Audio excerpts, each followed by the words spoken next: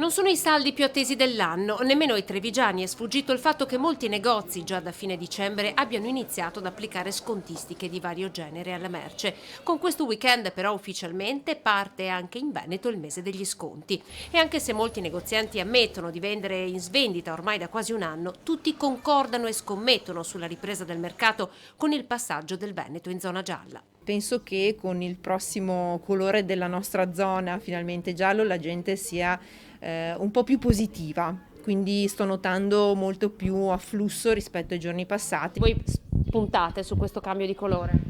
Certo, è l'unico sistema per lavorare perché fino adesso era come essere chiusi. Speriamo di partire bene con questi saldi data la situazione. Una città frizzante questa mattina, complice anche il bel tempo. Chi è uscito per fare una passeggiata non ha esitato ad approfittare degli sconti visti in vetrina. Chi è venuta qui apposta per i saldi? Sì, ho telefonato prima e sono venuta a colpo sicuro. Sì.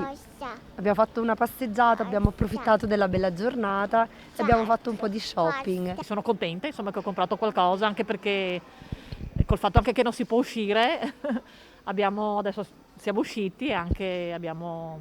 Ci si tira un po' su. Esatto, ci si tira un po' sul morale. Se c'è qualcosa che conviene anche magari per la prossima stagione, perché no? Quindi è il momento adatto. Quest'anno non è che si abbia tanta voglia di comprare. Avevo necessità di una borsa, non solo per i saldi. Comunque se ci sono i saldi meglio. Ormai i saldi ci sono da sempre.